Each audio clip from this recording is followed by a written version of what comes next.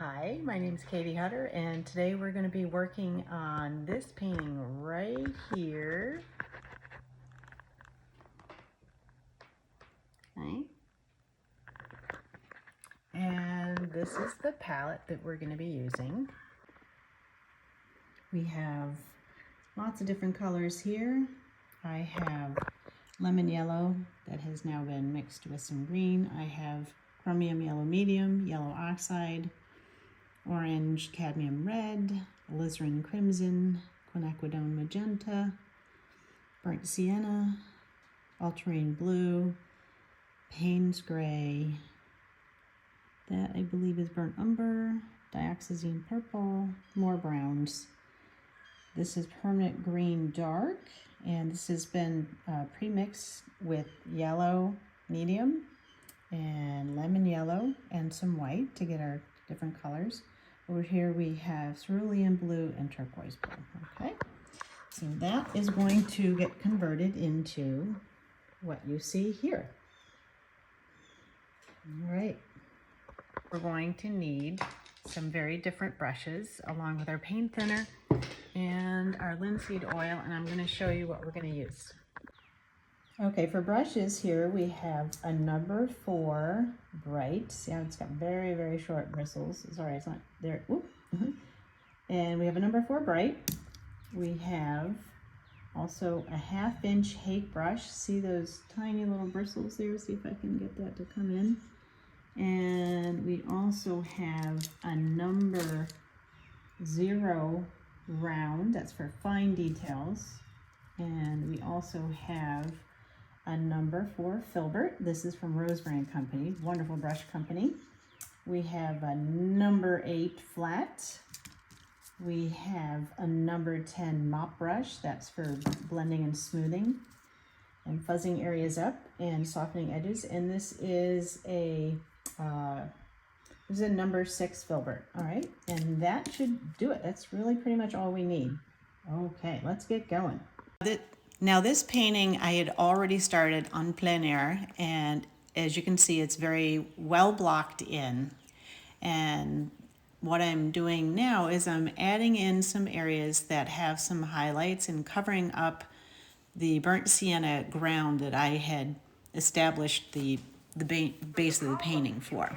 Okay, so I'm using a little bit of permanent green light and a little bit of yellow ochre to fill in some of those areas and get in some spots that actually have some highlights and some shadows. And this is representing the dappled shading going in here. I'm using the permanent green dark to get in the shadows that is in between the dappled light, and I'm using the permanent green dark with a little bit of yellow ochre to tone it down, because permanent green light is a very, very intense color, so you don't really want to have that just pure. You want to kind of tone that down with a little bit of the yellow ochre. Okay, mixing up some colors here, grabbing a little bit of permanent green dark, mixing that in, and choosing where I want the highlights with the dappled lighting and where I want the shadow colors. And I am mixing some in-between colors to kind of create the transitions between the highlights and the shadows, because when you are doing any kind of your highlight and your shadow, you need a transition color. So the transition color is essentially halfway in between your highlight and your shadow, and the best way to do that is to blend a mixture of the two so that you get something that's halfway in between. Each sentence that comes into your mind feels more delicious than the one before. You find yourself tuning to the frequency. And this is the thing that we want to emphasize. If you will do the majority of your efforting from inside the vortex. However, the word effort isn't the right word from inside the vortex, because when you're in the vortex, there's no effort. Effort is what you apply when you're bucking a current. Effort is what it takes when you're trying to overcome the frequency. When you're in the vortex, it is effortless, but it still is focus. So what the terminology that we like to use is, when you're in the vortex, milk it. When you're in the vortex, savor longer. It feels good to do it, but the benefit of doing it is that the longer you stay there, in that vibrational frequency, the more likely you are to return there, and the more likely that when you do return there, you will be able to maintain the frequency longer. You see what we're getting at? It is an opportunity for you to tune your frequency, to allow the vortex to tune your frequency, is a better way of putting it, to allow the higher vibration of who you are to pull the rest of you upward to that frequency. And it will happen every time unless you're beating the drum of some subject that's keeping resistance active in your vibration. You see how it works? That is as clearly as we have ever presented it. We are pleased that you heard it as well as you did. So, it is our full expectation that you will be tuned to the frequency of who you really are and all that you've put into your vortex. And all the days of your life will be positively affected by this magnificent creation, co-creation that we are achieving.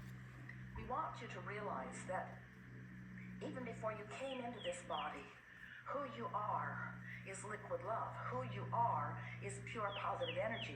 Who you are is what man wants to call God force. Who you are is supreme intelligence. Who you are could not be more worthy or more loving. That's who you are. As you came into this physical body and you began exploring for the express purpose of joyful expansion, as you began exploring, if you're like most people, you got more and more distortion into your vibration because you began observing more and more things that were not in vibrational sync with what the source within you knew about you or about your world. Today there is so much conversation of problems and things going wrong. If we were visiting with you 100 years ago or more, you would be mostly only aware in moment-to-moment life experience of what was going on in your village. If it didn't happen very nearby, you weren't aware of it, and it didn't affect your vibrational frequency. But you live in this modern era of such supreme technology where your television goes all around the world and captures pictures and images for you to focus upon. So your village has become as large as your world. And now you have Facebook and Twitter. You have instant communication. You can't even make a decision to turn off the television without walking through the airport and seeing it somewhere. In other words, it is all around you. Your world has come to where you are, which means if you are to maintain your vibrational alignment with the way the inner being within you sees this world, then you have to do some pretty deliberate focusing. You have to decide what you're going to give your attention to, because your diverse world is clamoring for your attention. And if you are not disciplined, if you are not aware of frequencies, most important, if you don't care how you feel, you're answering the call of their clamor, and your thought or focus or attention is all over the place, and you're not tuned into the frequency of this magnificent well-being of this planet. Now, we want to say to you, there's no danger of you all getting on Facebook at the same time, or you all getting on Twitter at the same time, or you all watching CNN at the same time. While you might do those things, there's no danger if, having done that the whole lot of you would be so out of sync with who you are that you would cause damage to your planet. In other words, we are not for a moment wanting to set this up as some sort of warning that you need to save your planet by focusing upon the well-being of it. The well-being of your planet is assured. It is our promise to you that the collective consciousness that has set this Earth spinning in its orbit in perfect proximity to other planets, that consciousness is holding that place marker, and your planet is a vibrational match to it. You don't need to worry about your planet. It is not in peril.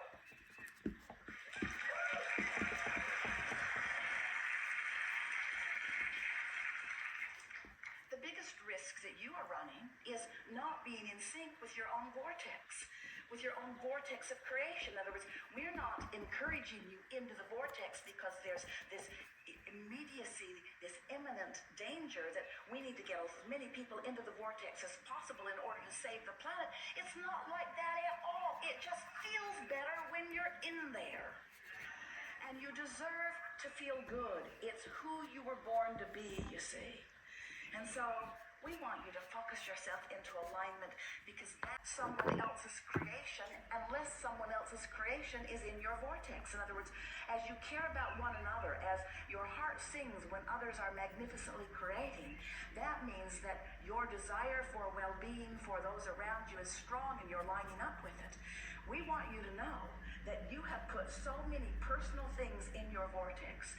And when you start honing in to the vibrational frequency of the personal desires that you've carved out of this specific life experience, you will be on a vibrational river of well-being. And as others are watching you, they will say, look at that person, so vital and alive. Look at that person feeling so good every day. Look at that person making others feel good just being around them. Look at that person thriving on all fronts. Look at that person. What is the magic that that person has discovered? How does that person live in this world with so many things happen and be tuned to the frequency that allows only the best of everything to come to that person?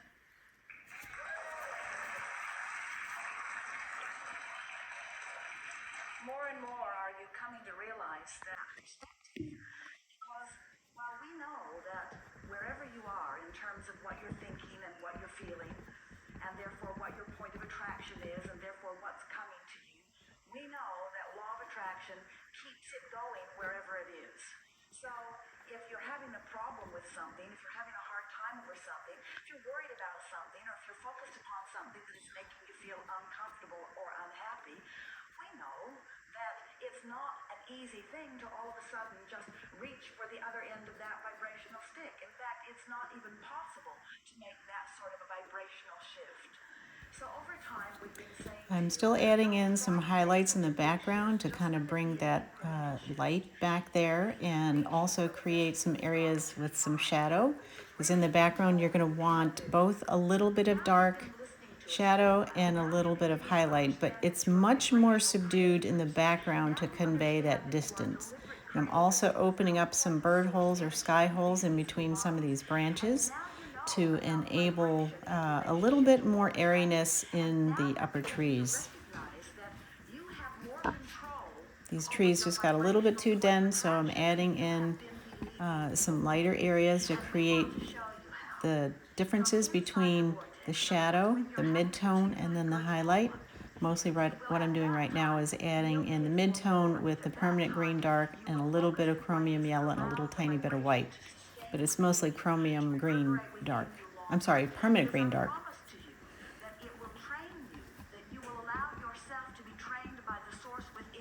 Sorry that my arm is in the way. And again, that's the permanent green light, and we've got a little bit of chromium yellow and a little bit of lemon yellow in there to create a highlight. And again, I'm sorry that my hand is in the way. For you and for others to witness. But even more than that, we want you to become addicted, not just to the concept of the vortex, not just to the knowledge of the vortex, but to the feeling of the vortex.